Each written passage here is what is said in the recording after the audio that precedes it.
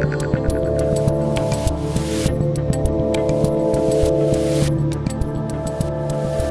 right, humans of the internet, this is the Rubin Report direct message for Thursday, September 3rd. Give me 24 minutes and I'll give you all the news that I can fit into 24 minutes. Pretty clever, huh? All right, here we go. There's a lot happening in the world. I don't know if you know that. It seems like every story, I think this is sort of where we're at in the world at the moment, is that it seems like every story is the most important story. Everybody wakes up, you immediately go to your Facebook feed or your Twitter feed or whatever feed you're looking at, and it seems like everything is the thing that's gonna blow up the whole system or take it all down or whatever else is happening. But what I'm trying to do with these direct messages, as I laid out yesterday, is not bludgeon you with every detail of every little story, every little political minutia, but sort of pick the big stories and the big themes that are happening each morning. That's what I'm doing with my producer, Michael. We talk about what's happening in the world. We pick a couple things to go through. So I'm really only doing 3 stories today. And as I said, we do this in 24 minutes.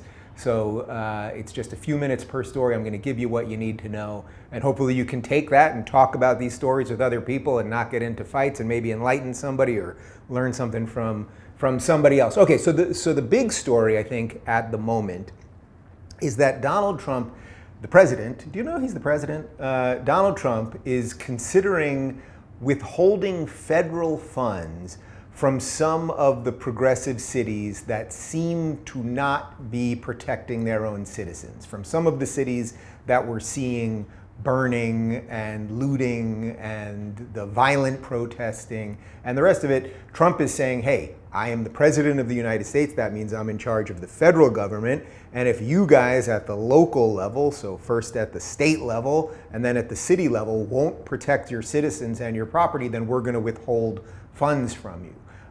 So just to back up a little bit and just give a little sort of context to how the government's supposed to work, is that most of the stuff that happens in the city that you're in, wherever you're watching this from, if you're an American, the city that you live in, the town that you live in, is supposed to handle most of the stuff that goes on there, meaning the roads and the local laws and things of that nature. And then we build up from there. That's how our system works. So most of the laws are related to your town or city. Then within that, you have your state.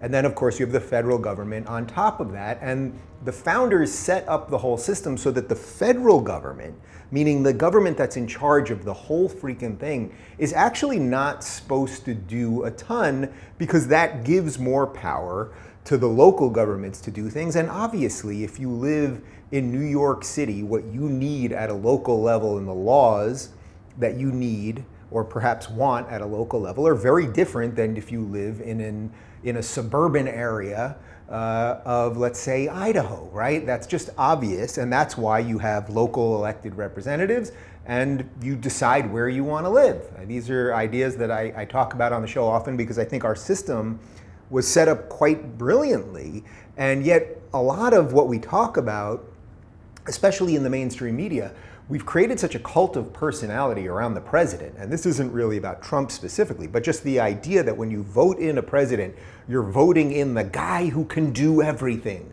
He's the guy that's gonna save me. He's the guy that's gonna make all the things that I want to happen, happen. And actually that's the reverse of how the system is supposed to work. He's supposed to do some things, right? The president is supposed to be in charge of protecting our borders, for example. He is supposed to be in charge of foreign policy, for example. But he's not supposed to do everything at the local level. So what Trump is saying, in effect, is, listen, if you guys in New York, in Seattle, in Portland, and Washington, D.C., those are the 4 that he mentioned, if at the local level, you mayors will not allow your police departments to defend property, to defend monuments, to defend people, and we're going to talk about defunding all of these things and the rest of it, then what choice does the federal government have other than to withhold some funds that they give to the states? Now there's a couple philosophical issues here that I think are really interesting. So first off, if you believe everything that I just laid out there, that the federal government's not supposed to do that much, then at some level you're probably like, all right, he's doing the right thing, right? Like, if that's the only lever he has, right? Like, he could send in federal troops, he could send in the National Guard, that sort of thing, and we can have a discussion about that, right? Because if a mayor, let's use Portland. Portland and Seattle are really the best two examples because I think we're seeing the most violence on the streets there. We're seeing mayors in Portland and Seattle particularly who are, in my opinion, in complete dereliction of their duties. I'm going to do a separate story on Ted Wheeler, who's the mayor of Portland, in just a couple minutes. And if they're not going to protect their citizens and their property, then should the federal government send in troops, right? Should they send in the National Guard to restore law and order? Now, you don't really want that if you're for limited government. You don't really like the idea of the federal government doing that. But on the other hand, if you don't do anything, if the federal government doesn't do anything, and then you have specific places in the United States where, as misguided as the voters might be, they vote in these lefty politicians who then allow for semi-autonomous zones as they had in Seattle and just basically anarchy on the streets as they have in Portland. If you allow for that within your country, well then what is the purpose of the federal government? What is sort of the national cohesion that we have if some cities can burn and some can thrive? Now, I think a pure federalist would say, well, hey, that's tough, right? Like if you live in a city then and you're voting in these morons, then we're just going to let it happen and it is what it is. On the other hand, if we're to believe that you as an American, that me here in Los Angeles has any connection to the person that lives in Dallas, other than we live in the same country, but then the question is, well, what is a country? And should we allow certain cities to burn and all those things? And what levers can we push without giving too much power to the federal government? So I think this is a really interesting play by Trump. I've said it a million times. You guys don't know, I don't want the feds having to do too much. But in effect, he's saying we're going to cut some funds to these 4 cities specifically. His tweet was, "My administration will do everything in its power to prevent weak mayors and lawless cities from taking federal dollars while they let anarchists harm people, burn buildings, and ruin lives and businesses. We're putting them on notice today." So that's pretty clear, and I personally agree with the message there. You know, there's a meme out there that somehow violence against property isn't violence. And this meme is spread by the same people who will tell you that words are violent. So somehow if you say a word, that's violent, but if you actually burn down a building or break a window, that's not violent. Now, I suspect if you're living in Seattle, or you're living in Portland, or you're living in New York City where businesses are still shuttered and the economy has crashed. Let's say you're, just really try to think about it this way, and maybe you are one of these people. If you're a small business person, whatever it is, you own a shoe repair shop or a coffee shop or anything in between, and you've put your life's work into that, and then some thugs, basically, misguided young people usually, decide to break your windows or just cause general chaos in the streets so no one can get to your store or you can't even open your store. This is all putting the pandemic issue aside. It's like if your mayor won't do anything to protect your livelihood, which you've put your blood, sweat, and tears and life's work into, it's like, does the federal government have to do anything? And I think what Trump is trying to do, Trump is a negotiator, right? So what he's trying to do is he's trying to say to these progressive mayors, hey, I get it. We have a philosophic difference on what's happening in the world right now. Don't make me send troops in. Don't make me send the National Guard in. I'm going to withhold money until you guys start taking care of your own people. There were some other responses to this. New York Mayor Bill de Blasio, who is possibly the worst mayor in all of the country, and that's tough when you've got Seattle and Portland and LA in the same country. He tweeted, while real Donald Trump spent his year in hiding from COVID-19, New York City led the fight back. Now we're trying to recover and he's making unconstitutional political threats against us. Mr. President, we'll see you in court. We've beaten you there before and we'll do it again. I'm not sure what he's saying is unconstitutional, but I suppose there could be some legal argument about what the president can do in terms of withholding funds if he's in disagreement with what a mayor is doing. So there might be some court fight there.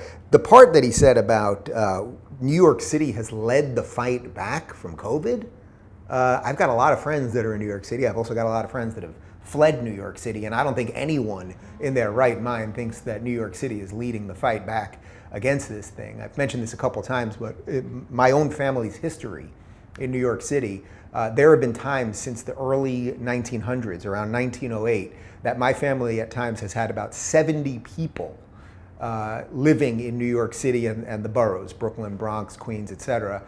We are down to one. I've got one cousin remaining in New York City. My sister and her husband and 2 kids just fled about 2 months ago, and now we're in the suburbs. And that tells you a little bit about what's going on in New York City. I've got a friend who's on the Upper West Side right now, and he said everything is just silent and quiet and shuttered. I used to live on the Upper West. I think it's one of the most spectacular places in the world to live. But the idea that Bill de Blasio in New York City is leading the fight against COVID is really quite bananas. And then Portland Mayor Ted Wheeler had this to say, and this will lead us into another story about Portland's great mayor, who I'm pretty sure is just a character in the show Portlandia at this point. Wheeler tweeted, "Trump threatens to withdraw funds, possibly including health, education, and safety net dollars Americans are relying on to get through this pandemic and economic crisis. He continues to believe that disenfranchising people living in this country to advance his petty grudges is an effective political strategy. The rest of us know it is dangerous, destructive, and divisive." Well, how about disingenuous, Ted Wheeler? Because let's put it this way. Imagine if in these cities, in Portland and Seattle, Washington, New York City, imagine if the mayors were actually backing up the police officers, not to have violent state rule of law and be hunting people down, but just saying, if you attack property, if you're attacking cars on the streets, if you're breaking windows, burning things down, we're not going to allow that. Rule of law. If you don't have rule of law in a country, in a city, in a state, then you don't have a country. That is just true. Then you have just some sort of rebel stronghold in effect. So he's being very disingenuous here, because if Portland was just allowing the police to do their job, Seattle allowing the police to do their job. I have some friends in the NYPD, they just want to do their job. They don't want to hurt anybody, they want to maintain law and order. And they do a pretty damn good job of it. I mean, the New York Police Department is under more pressure than probably any police department in the entire world, and they do a pretty spectacular job of it. The idea that if Trump would just go away, that somehow these things would be better is kind of crazy. It's like Trump's not saying, I'm going to put the police in Dallas. He's not saying, I'm going to put the police in Salt Lake City, et cetera, et cetera. So this is a big mess, and it's going to be a big fight. And I suspect one of the things that we're really going to see more and more and more of over the next 5-10 years, and maybe for the real next couple decades in America, is sort of the battle between local and state. And I think generally that is a good thing. But if big metropolitan cities are only going to be run by progressives, which, by the way, this is then where all the violence and gun violence and all of the crime and everything else takes place, well then what is happening here? Siri literally just started talking to me. She was under my leg and she started talking to me. Stand by, please. Did I say Siri? I didn't say Siri. That is disturbing as hell. But in effect, I think that's what we're going to see over the next couple of years. That if big progressive-run cities are just going to crumble, what is the role of the federal government? And that's a great place for us to have an honest, real conversation. And hopefully we're able to do that. We're not particularly good at it. Story number 2, which is sort of an offshoot of story number 1, is that Portland Mayor Ted Wheeler, who I was just talking about, he's moving. And do you know why he's moving? He's moving basically because of himself.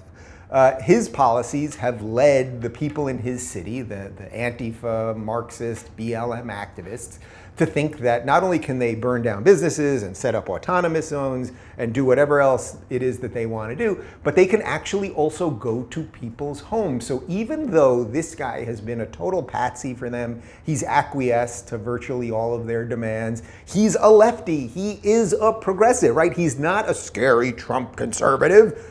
He's a lefty. He's supposed to be one of them. But even that isn't good enough for them, because the thing is, there is nothing good enough for them. It's what is happening with this BLM Marxist progressive ideology is that it's nothing other than for itself at any given moment. So even though Wheeler should be their hero, right? These lefty mayors should be their hero, but they actually hate them. So what happened? A bunch of activists showed up at Ted Wheeler's apartment building, his condo building, and there was a violent clash there, and they were spraying graffiti on the door, and they were scaring people and setting fires and breaking windows and a whole bunch of other stuff. So Wheeler is now moving because of Wheeler.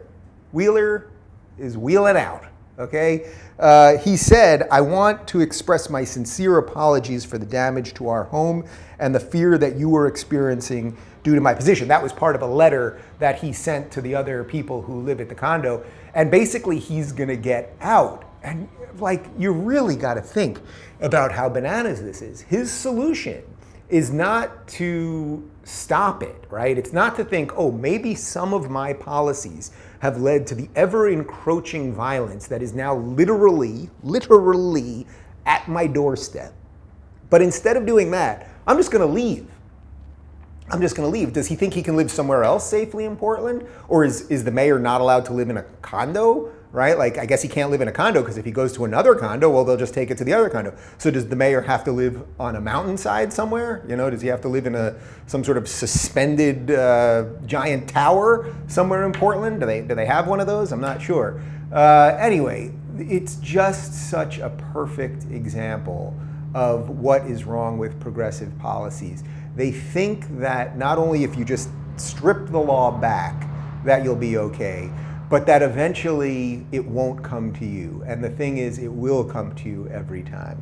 All right, enough about Portland. Let's move on to the NFL. It's a wonderful story, actually. The NFL has decided to end racism. They're gonna do it, that's right. Everyone else is just talking about it, but the National Football League is gonna end freaking racism. You know how they're gonna do it? They are going to put a call to end racism in the end zone. That should do it. I mean, we were just waiting for some kind of message. You know what I mean? I guess the NBA tried it. They put Black Lives Matter on the court. Now ratings are tanking, and people are just sick of the endless politicization of sports. I have trouble with that word for some reason, but people are just sort of sick of it. But the NFL has decided if we put some anti-racist messages in the end zone, we're going to solve this whole thing. They will also be adding social justice phrases to the end zones in the 2020 season, which of course mirrors activism that's engaged by the NBA and some of the other sports leagues. So the reason I thought this was an important story, even though, you know, it sort of sounds like, oh, you're just talking about a sports story. But, you know, as we've been talking about for a while now, we're running out of spaces in the public sphere that are not political. And that isn't to say that a athlete or even a team owner or an organization can't talk about politics or express their views or any of those things. But my personal belief is that once you're on that court, once you're on that field, it has to be about the sport you're playing, and that's it. That's why we love sports, like whatever sport you're into. I'm a big basketball guy, but whatever sport you're into, if you're a baseball guy or a hockey guy or a football guy or a soccer guy or whatever it is, why do you love sports? Why do you watch sports? Why do you play sports? You do it because you love competition, you love the athleticism, you love the engagement and the rivalry and all of those things. And when you sit on a Sunday afternoon, whether it's to watch an NFL game or a basketball game or whatever it might be, you're having a human experience of someone else at hopefully the peak and apex of their athletic life, doing things that you could never do. And it helps makes you dream, and it can bring out real emotions in you. And for anyone that's a real sports fan, you've most likely cried when your team lost in the finals. You know, my favorite player, I've got a basketball signed by him, right behind me, was a huge star in the NBA in the late 80s and early 90s, Clyde Drexler, who played on the Portland Trail Blazers and the Houston Rockets. And the famous moment, unfortunately for Clyde, is Game 1 of the 1992 Finals. Everyone remembers this, even if you're not a sports fan, when Michael Jordan hit 6 threes and I think scored 35 points in the first half. And there's that moment after he hits, I think, the 5th or 6th three in the first half, and he just shrugs because he can't even believe it. Can't even believe it. And you can see Cliff Robinson, who actually just passed away a few days ago. I found out about that while I was off the grid, only 53 years old. Passed away, another player who I loved. You can see him just crumble to the floor behind. Clyde ended up winning a championship a couple years later, so it all worked out for him. But like, I remember watching that moment and like dying inside. And then when Clyde won a ring a couple years later, it was like I won a ring. That's what sports is all about. And the more that we make sports about politics, about all of the stuff that none of us can escape from, we're actually destroying it. I mean, you really have to think about it this way. I really believe this. The athletes that are injecting politics and race into everything are actually destroying the sports that they love.